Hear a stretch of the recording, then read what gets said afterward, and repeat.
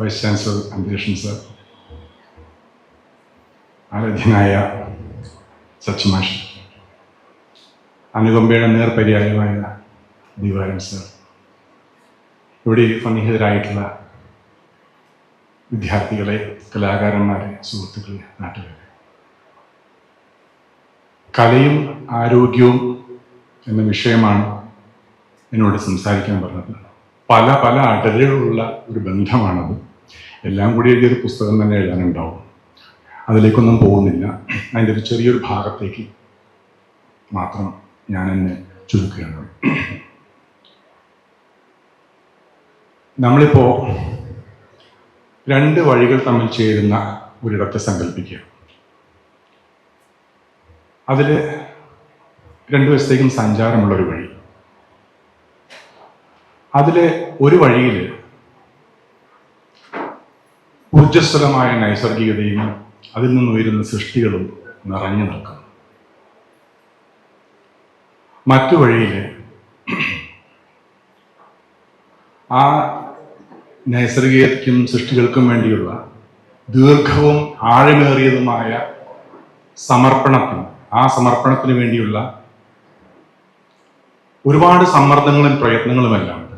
അതിൻ്റെ എല്ലാം നിഴലുകൾ വീണെടുക്കുക. ഇതൊരു സങ്കല്പമല്ല. ഇതുതന്നെയാണ് കലയും ആരോഗ്യവും തമ്മിൽ ചേരുന്ന ഇടം. ഒന്ന് മറ്റൊന്നിനെ സ്വാധീനിക്കുന്നു. കല ആരോഗ്യത്തെയും സ്വാധീനിക്കുന്നു, ആരോഗ്യം കലയെയും സ്വാധീനിക്കുന്നു. ഒന്ന് മറ്റൊന്നിനെ പരുവപ്പെടുത്തുന്നു.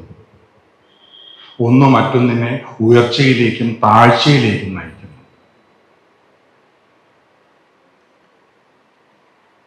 പണ്ട് വിശ്വചിത്രകാരനായിരുന്ന പാബ്ലോ പിക്കാസോ പറയുകയുണ്ടായി, നമ്മുടെ ദൈനംദിന ജീവിതത്തിൽ നിന്ന് നമ്മുടെ മേൽ ഉരുളുന്ന ധൂളികൾ, കറകളെന്ന് വേണമെങ്കിൽ പറയാം, അതിനെയെല്ലാം മായ്ച്ചു കളയാനുള്ള കഴിവ് കലയ്ക്കുണ്ട്. വളരെ സത്യമായ ഒരു പ്രസ്താവനയാണ്. നിങ്ങൾക്ക് കലാകലയെ ഈ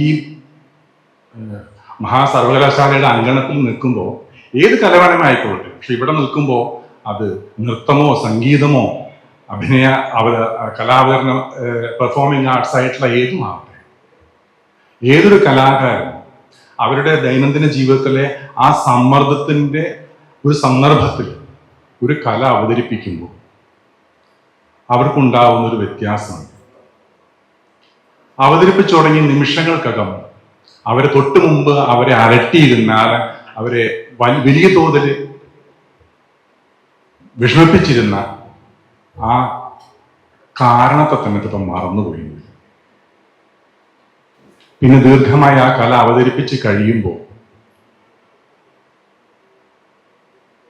പിന്നെ വേറൊരു രീതിയിലായിരിക്കും ആ പ്രശ്നത്തിനെ അവർ കാണുക.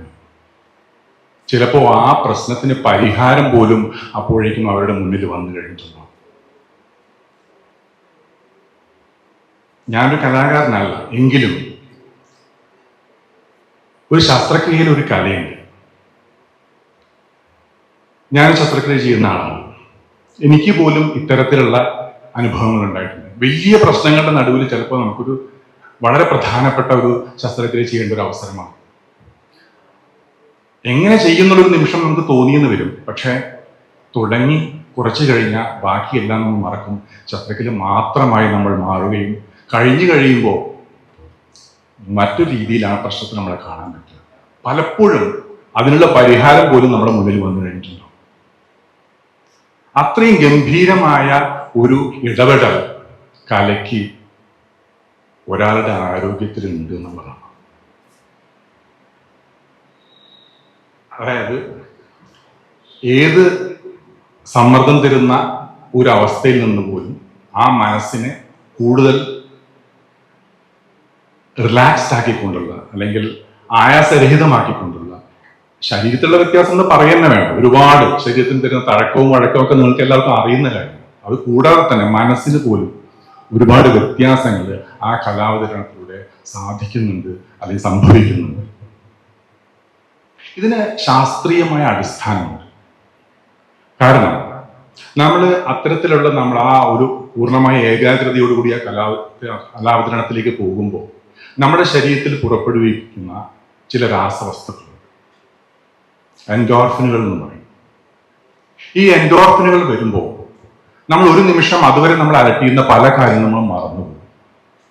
പകരം നമ്മൾ അറിയാതൊരു ഉന്മേഷം അല്ലെങ്കിൽ ചിലപ്പോൾ ഒരു ആഹ്ലാദം തന്നെ ചിലപ്പോൾ നമുക്ക് തോന്നും. നമ്മുടെ മനസ്സ് തന്നെ ഒരു വളരെ പോസിറ്റീവായി മാറും. കാരണം എന്താ വെച്ചിട്ടുണ്ടെങ്കിൽ ആ ഏകാഗ്രത തന്നെയാണ് ആ പോസിറ്റിവിറ്റിയിലേക്ക് നമ്മൾ നയിക്കുന്നത്. അതാണ് ഈ പ്രശ്നത്തിലുള്ള നമ്മുടെ കാണുന്ന കാഴ്ചപ്പാടിൽ വ്യത്യാസങ്ങൾ ഉണ്ടാക്കുന്നത്.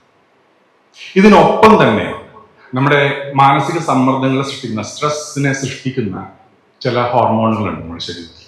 പ്രത്യേകിച്ചും നമ്മുടെ അഡ്രിനൽ ഗ്രന്ഥിയിൽ നിന്ന് ഉൽപ്പാദിപ്പിക്കുന്ന ഹോർമോണാണ്. അഡ്രിനൽ ഗ്രന്ഥി എന്ന് പറയുമ്പോൾ നമ്മുടെ വൃക്കുകളുടെ തൊടുമുള്ള ഒരു പൊട്ട് പോലെയുള്ള കൊച്ചു ഗ്രന്ഥികളാണ്. അവയിൽ നിന്ന് ഉൽപ്പാദിപ്പിക്കുന്ന അഡ്രിനലിൻ ആ തുടക്കത്തിൽ വലിയൊരു നമുക്കുണ്ടാക്കുന്ന ഹൃദയതാളവും ശ്വസനതാളവും എല്ലാം അട്ടിമറിക്കുന്ന രീതിയിലുള്ള അതിൻ്റെ സ്രവങ്ങളുണ്ടാവും.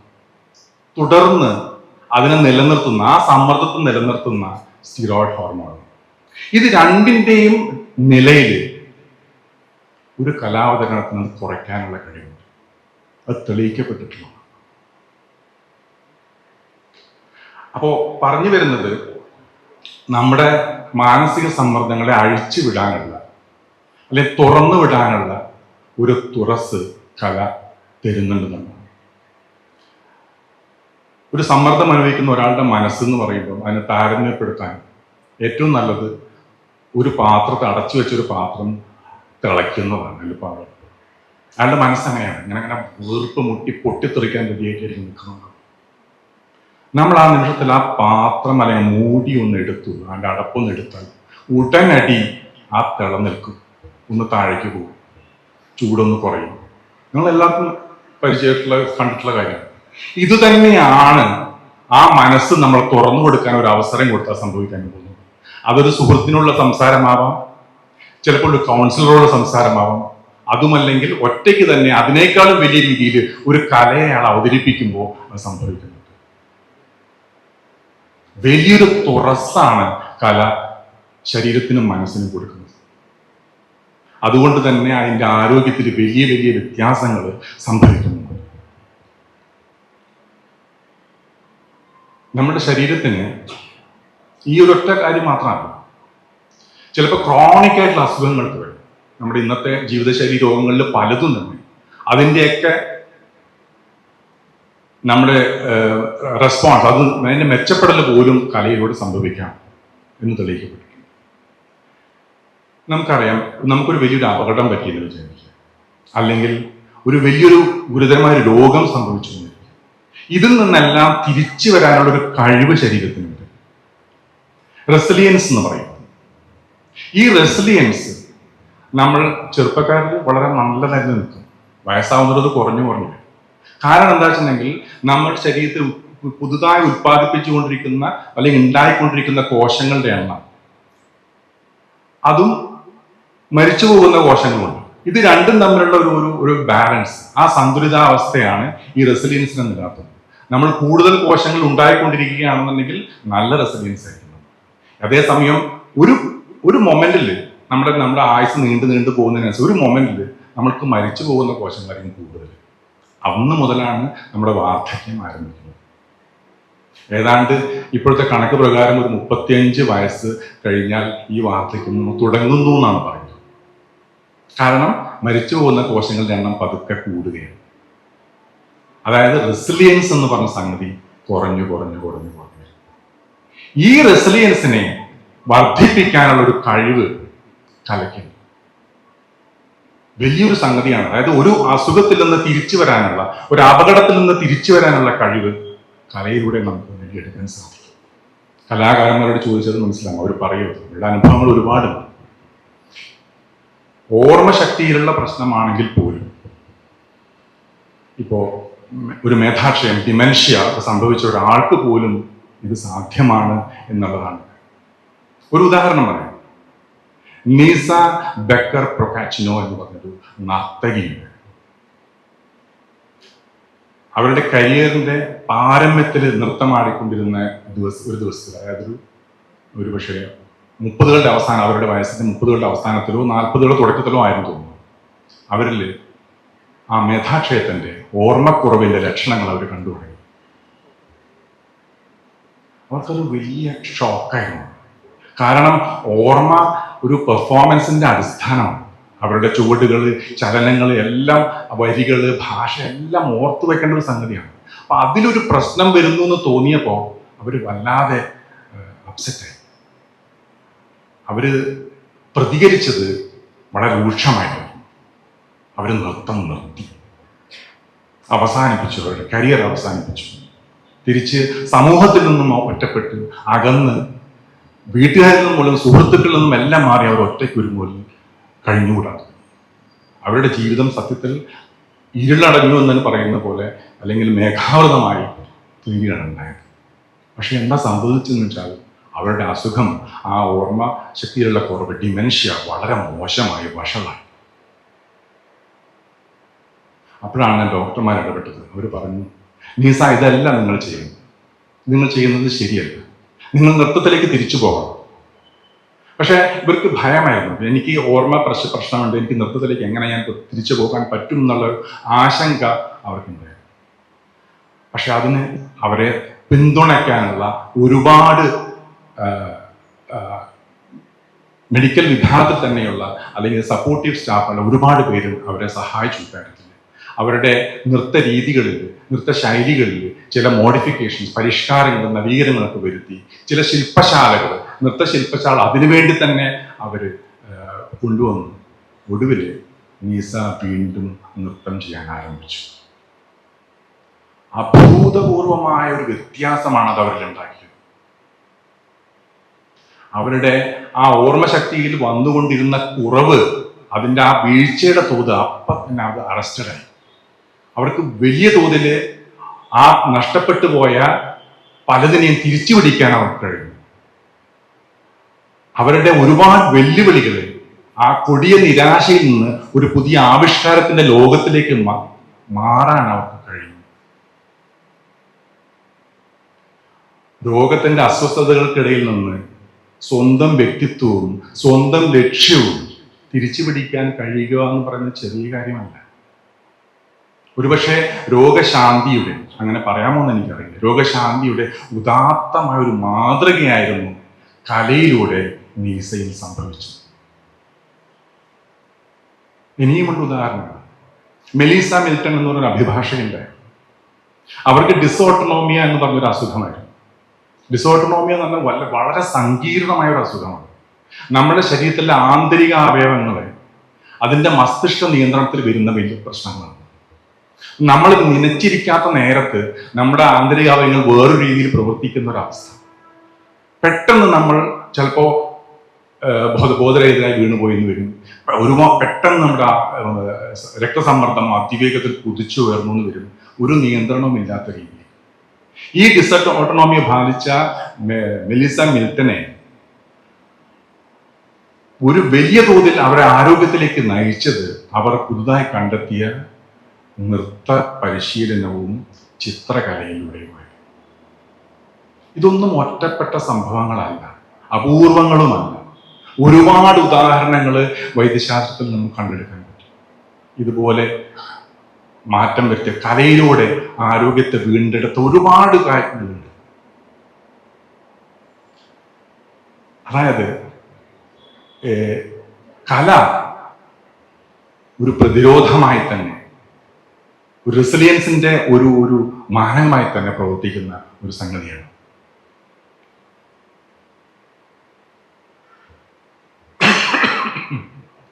അതായത് ഒരു കലാകാരന്റെ മനസ്സും ശരീരവും ഇതൊക്കെ ശരിയാണ്, ഈ പറഞ്ഞ കാര്യങ്ങളൊക്കെ ശരിയാണ്. നമ്മൾ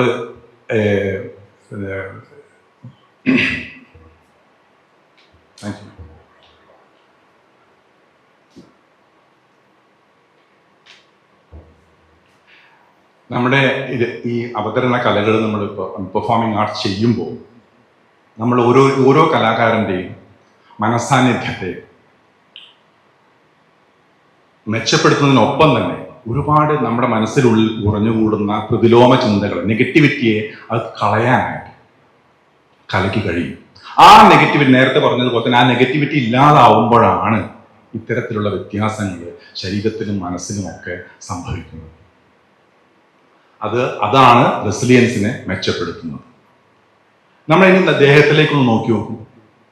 നമ്മുടെ ശാരീരിക ക്ഷമത, നമ്മളുടെ മെയ്വഴക്കം, ഹൃദയാരോഗ്യം, ഇതിലെല്ലാം തന്നെ കലയുടെ നിരന്തരമായ പ്രയോഗത്തിലൂടെ നമുക്ക് മെച്ചപ്പെടലുകൾ സംഭവിക്കുന്നുണ്ട്. ഇതിനേക്കാളേറെ മറ്റൊരു വ്യത്യാസം വരുന്നത് നമ്മുടെ ബാലൻസിലാണ്. ഞാനിവിടെ ഞാൻ പറഞ്ഞ വിഷയത്തിൽ നിന്ന് ചെറുതായിട്ടൊന്ന് മാറി ഒരു കൗതുകകരമായ ഒരു കാര്യം ഞാൻ പറയാൻ ആഗ്രഹിക്കുന്നു. മനുഷ്യൻ നാൽക്കാലിയിൽ നിന്ന് ഇരുകാലിയിലേക്ക് മാറിയത്,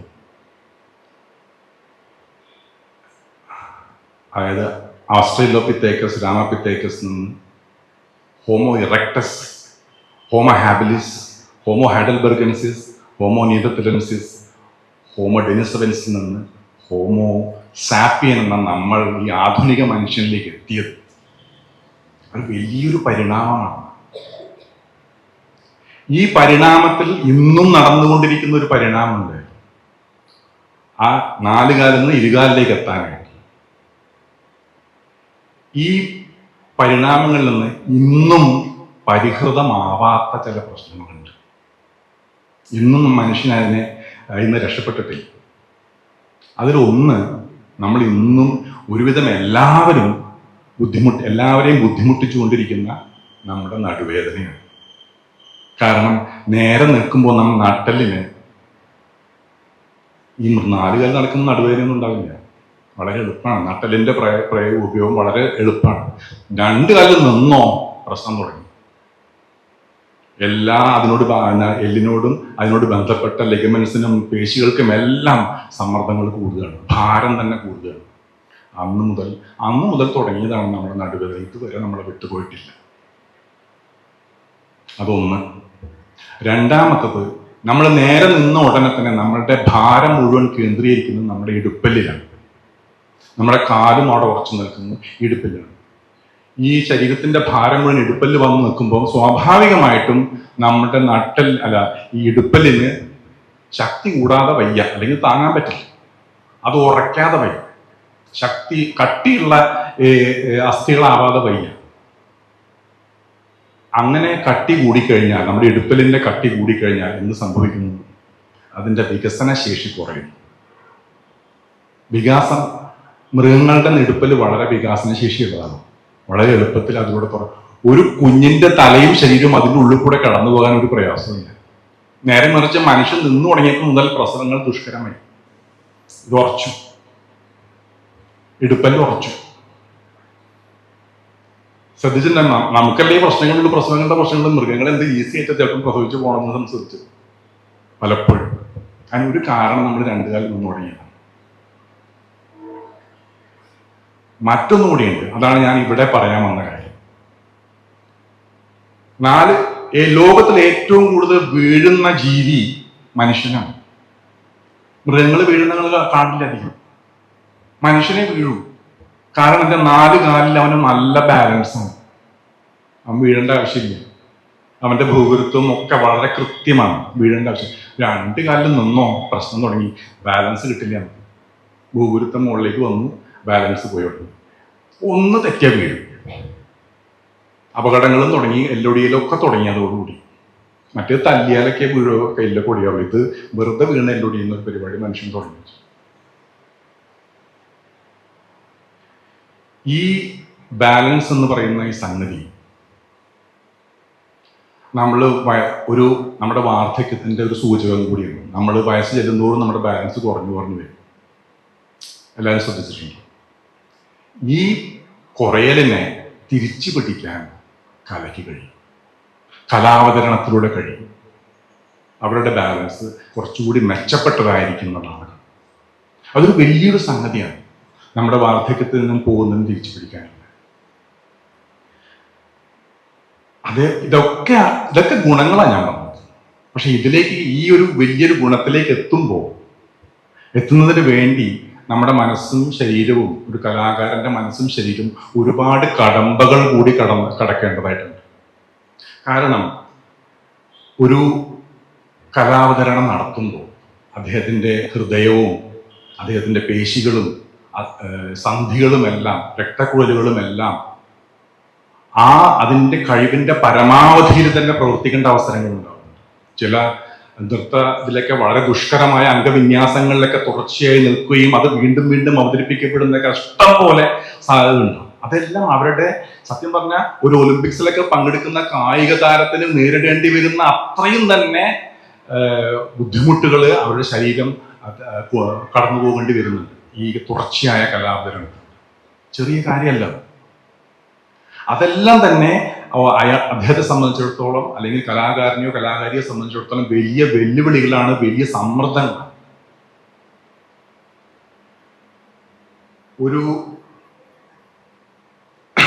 ഒരു കണക്ക് പറയുന്നത്, ഒരു കലാകാരൻ്റെയോ അല്ലെങ്കിൽ കലാകാരിയുടെയോ ചലന വ്യവസ്ഥ, ഞാൻ പെർഫോമിംഗ് ആർട്സ് ആണ് പറയുന്നത്, ചലന വ്യവസ്ഥയിൽ ഇത്തരത്തിലുള്ള സമ്മർദ്ദങ്ങൾ ഉണ്ടാക്കുന്ന കേടുപാടുകൾ ഒരു കണക്കെടുക്കുമ്പോൾ, ആ ചലന വ്യവസ്ഥ എന്ന് പറഞ്ഞാൽ പേശികൾ, സന്ധികൾ, അസ്ഥികൾ, ഏതാണ്ട് പല പഠനങ്ങളുണ്ട്. അതിൽ 40% മുതൽ 87% വരെ കേടുപാടുകൾ ഉണ്ടാവാവുന്നതാണ്. ഇതിനെയൊക്കെ കടന്നിട്ടാണ് ഒരു കലാകാരൻ അവൻ്റെ കലാജീവിതം മുന്നോട്ട് കൊണ്ടുപോകുന്നത്.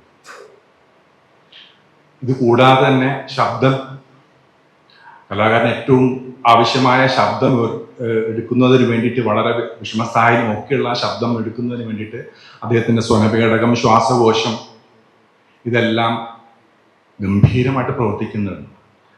അത് തന്നെ ഇതിനെല്ലാം സമ്മർദ്ദങ്ങളും പ്രശ്നങ്ങളും ഉണ്ടാക്കുന്നുണ്ട്.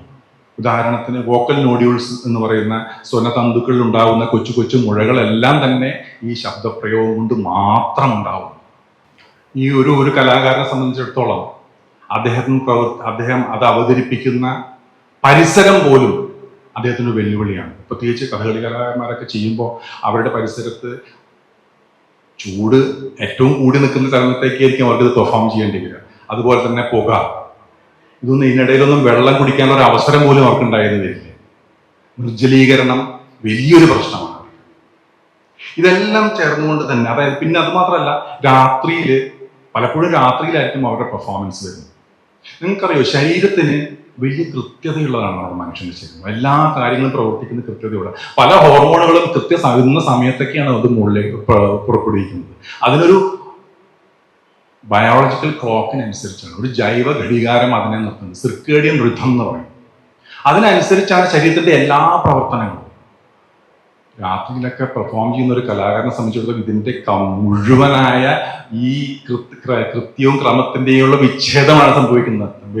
ശരീരത്തെ മുഴുവനായിട്ടും അലങ്കോലപ്പെടുത്തുകയാണ് ചെയ്യുന്നത്.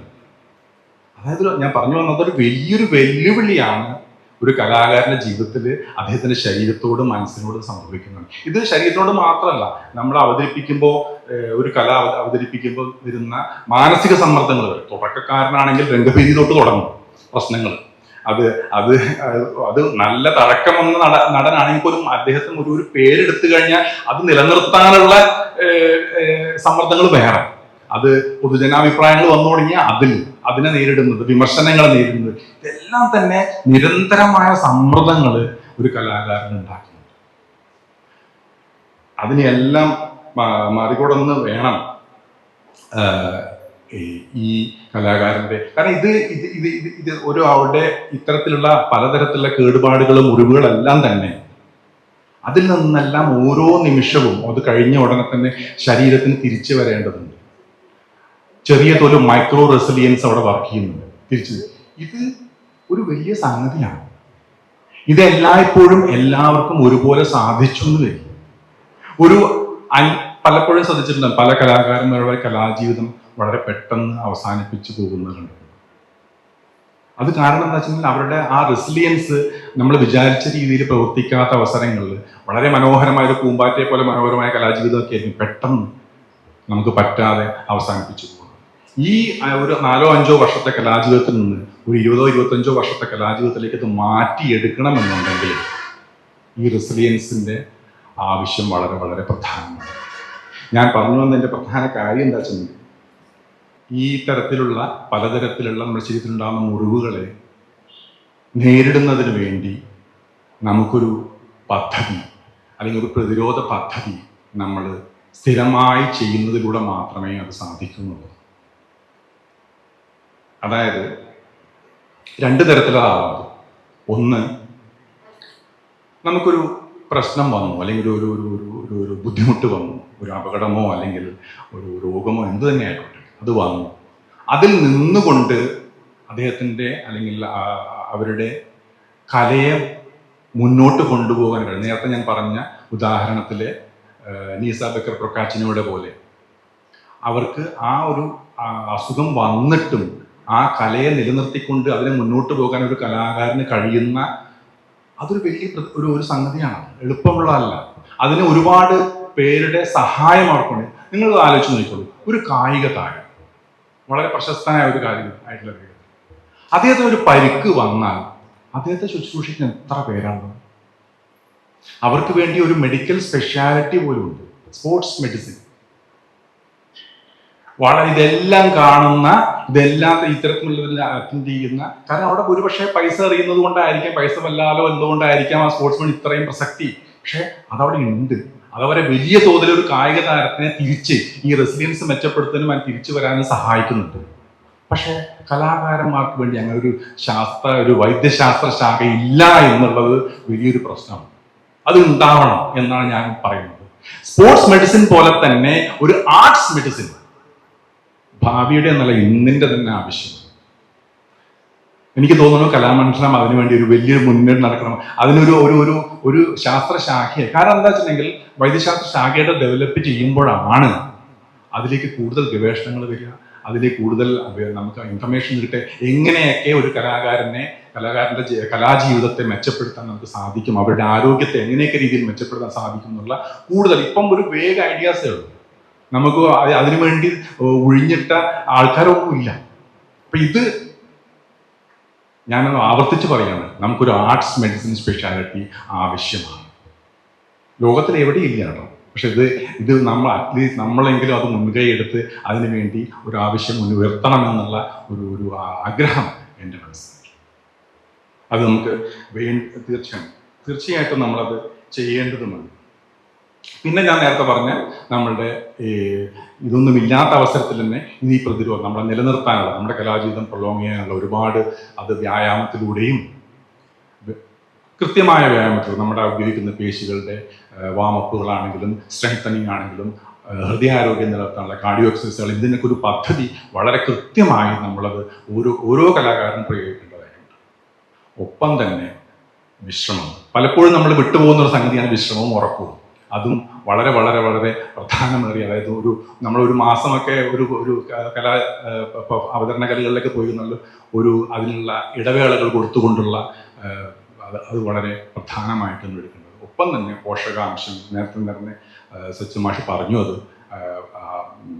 നമ്മുടെ ഭക്ഷണത്തിൽ വരുന്ന പോഷകാംശങ്ങളുടെ ഒപ്പം തന്നെ അതിന് 4മതായിട്ട് നമ്മുടെ ശുദ്ധജലത്തിൻ്റെ നിർജ്ജലീകരണം കലാകാരന്മാരുടെ ജീവിതത്തിൽ വളരെയധികം സംഭവിക്കുന്ന ഒരു കാര്യമായതുകൊണ്ട് ഞാൻ പറഞ്ഞത്, അത്തരത്തിലൊരു സ്ഥിരമായ ഒരു പ്രതിരോധ രീതി അതൊക്കെ ഒരു ആർട്സ് മെഡിസിൻ സ്പെഷ്യലിസ്റ്റിൻ്റെ കീഴിൽ സാധിക്കുന്ന ഒരു സംഗതിയായിട്ട് ഞാൻ കാണുന്നു.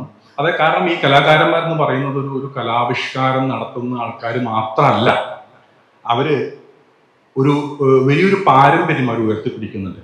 ഈ കലയ്ക്കൊപ്പം തന്നെ സ്വന്തം ശരീരത്തെയും അതിനൊപ്പം തന്നെ കലയെയും പരിപാലിക്കുന്ന ഒരു പാരമ്പര്യം, അതിലൂടെ അവർ സധൈര്യം മുന്നോട്ട് പോകേണ്ടതായിട്ടുണ്ട് ഇവർ ഓരോരുത്തരും തന്നെ. അതായത് നമ്മുടെ ഇത്തരത്തിലുള്ള വെല്ലുവിളികളെ ആവിഷ്കാരങ്ങളാക്കിയിട്ടും മുറിവുകളെ, ഈ പറഞ്ഞ പോലത്തെ പലതരത്തിലുള്ള മുറിവുകളെയും സംഗീതമാക്കി മാറ്റിക്കൊണ്ടും ഇവർ മുന്നോട്ട് പോകേണ്ടതുണ്ട്.